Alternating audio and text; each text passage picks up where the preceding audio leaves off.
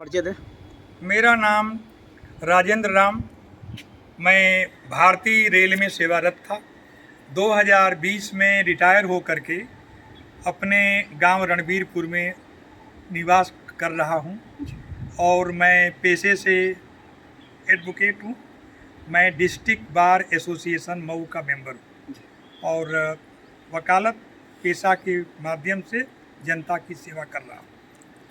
Sir, इतने powerful लोग कहे जा रहे हैं जो आपके विपक्ष खड़े हैं, उनके सामने आपका आना मतलब किन परिस्थितियों से होके आप आए हैं? परिस्थितियाँ क्या थी? परिस्थितियाँ है कि देश का संविधान, आरक्षण, लोकतंत्र खतरे में है।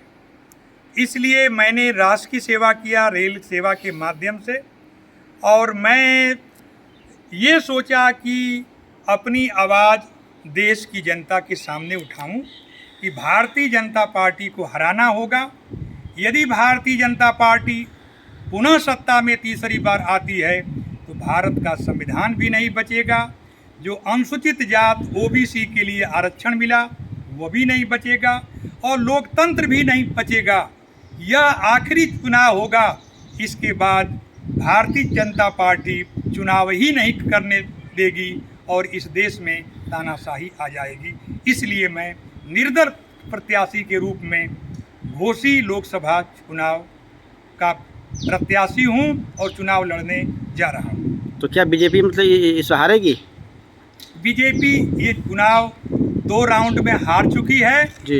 इसे 200 से अधिक सीट मिलने वाली नहीं है जी। सपना तो ये 400 सीट का देख रहे हैं, लेकिन ये 200 सीट से भी ऊपर पाने वाले नहीं हैं। 40 दिन बचा चुनाव में, कैसे चुनाव को देख रहे हैं आप?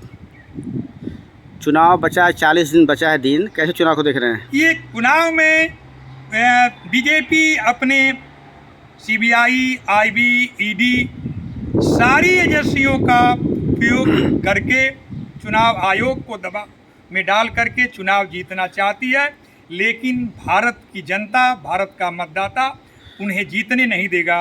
जब 4 तारीख को ईवीएम खुलेगा तो भारत की जनता भारतीय जनता पार्टी को हरा देगी, वो सत्ता से बाहर जाएंगे। आपको क्या लगता है, आपको मतलब भारतीय जनता पार्टी को हराना ही मकसद है या आप अपनी नहीं, जीत चाहते मेरा हैं? तो ये लोकल भी मतलब है। ये मेरा मतलब है कि मैं घोसी का जो लोकसभा क्षेत्र में ही रणबीरपुर आता है, ये मेरी मातृभूमि है, मेरी कर्म भूमि है। मैं यहाँ की मट्टी में पैदा हुआ और आदरणीय हमारे स्वर्गीय गुरु कल्पनाथ राय के बाद किसी भी सांसद ने कोई काम नहीं किया। तो मैं अपने गुरु के सपनों को पूरा करने के लिए मैं चुनाव में खड़ा हूँ और मैं ही जीतूंगा और जीत करके कल्पनाथ राय ने जो काम अधूरा छोड़ गए उसको मैं पूरा करूँगा। ओम प्रकाश राजभर बहुत व्याकुल दे रहे हैं बयान, क्या कहेंगे उसके बारे में आप? ओम प्रकाश बड़ी बड़ी बातें करते हैं, लेकिन उनकी बातें हवाई रहती है। उन्होंने मंत्री बनने के बाद इसी मऊ में कहा कि पीला गमछा लगाकर थाने में जाओ। कोतवाल की हिम्मत नहीं है कि मुझसे बात करे, डीएम की हिम्मत नहीं है, एसपी की हिम्मत नहीं है बात करो, डीजीपी की भी हिम्मत नहीं है कि वो मंत्री जी से बात करे। उन्हीं के बहकावे में आकर के फर्रुखाबाद की घटना घटी। उनका एक पदाधिकारी फर्रुखाबाद में थानाध्यक्ष के सामने गया और बदतमीजी से पेश आया, उसको मारा भी गया, मोबाइल छीन ली गई और पीला गमछा भी छीन लिया गया। मंत्री जी को फोन करता रह गया, मंत्री जी ने फोन ही नहीं उठाया। फिर इसी मीडिया ने उस पदाधिकारी की आवाज़ को देश के सामने रखा, तब जाके उस पुलिस अफसर के विरुद्ध कार्रवाई हुई। आप गांव में घूम रहे, कैसा आपको मिला माहौल? मेरे जहाँ भी गांव में मैं घूम रहा हूँ सभी लोग समर्थन दे रहे हैं। सभी जाति के लोग, सभी धर्म के लोग हमें वोट दे रहे हैं। बहुजन समाज पार्टी एक जाति विशेष की पार्टी है, समाजवादी भी पार्टी एक जाति विशेष का प्रतिनिधित्व करती है। मुझे सारी धर्मों, सारे जातियों का वोट मिल रहा है और मैं ही चुनाव जीतने जा रहा हूं। और राजीव राय और अंबेडकर जो आपके अरविंद राजभर दोनों चुनाव हार रहे हैं।